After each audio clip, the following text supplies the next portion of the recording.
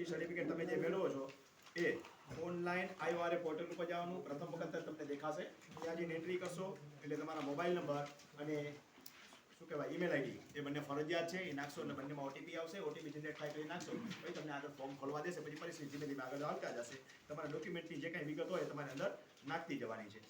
યાદ રાખજો 7/12 મુજબની અરજી છે એટલે 7 નંબર ખાતા મુજબની અરજી નથી, જેટલા 7 નંબર છે એટલી અલગ અલગ અરજી કરવાની થાય, કારણ કે એને તમે 7 નંબર ઉપર કરશો ને, ખાતા ઉપર નથી થતું, એટલે એક ખાતા નંબરની એક ખાતા નંબરની એક, બીજા ખાતા નંબરની જુદી. ખેડૂત ખાતેદાર સર્ટિફિકેટમાં આવું નથી. ખેડૂત ખાતેદાર સર્ટિફિકેટમાં તમારી પાસે 4-7 નંબર છે તો તમે ગમે તે એકનું પકડી લો અને એમાંથી ખેડૂત ખાતેદાર સર્ટિફિકેટ મેળવી લો. એ પછી ખાતેદાર સર્ટિફિકેટ તમને આમાં હાલશે, કારણ કે ખેડૂતનું ટાઇટલ તો તમારું મળી ગયું. જ્યારે લીગલ ઓક્યુપન્સી જે છે એ તમારું જે તે 7 નંબર સાથે રિલેટેડ છે, એનઓસી બધા મળે છે.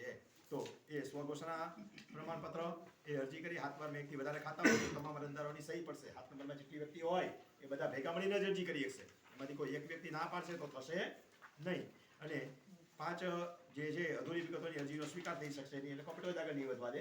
એ કરી નાખ્યા પછી પણ જો એમાં તમે ગમે તે ભરી દીધું હશે અને અરજી કદાચ નીકળી ગઈ તો માંથી રદ થઈ જશે.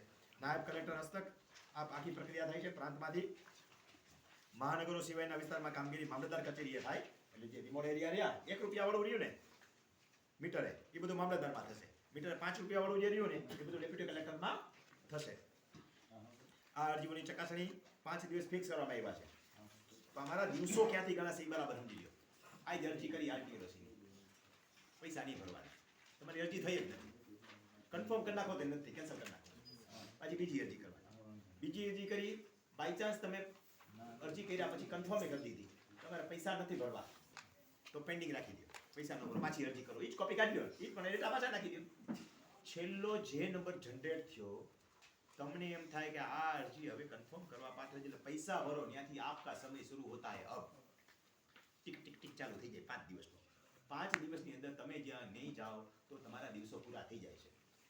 ખેડૂત ખાતેદારમાં એ જ છે ને, તમે અરજી ગમે એટલી વખત કરો, તમે છેલ્લી અરજી જે છે એના 2000 રૂપિયા ભર્યા, તમારો ટાઈમ ત્યાંથી શરૂ થયો 15 દિવસ વાળો, 30 દિવસ તમે મોડું દેવા ગયા તો તમારા દિવસો કપાણા.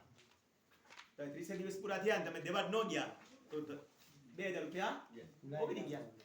એમ આરટીઆરસીમાં તમને 5 દિવસ છે, પૈસા ભરી અને તમે નવી અરજી કરો, પૈસા ભરો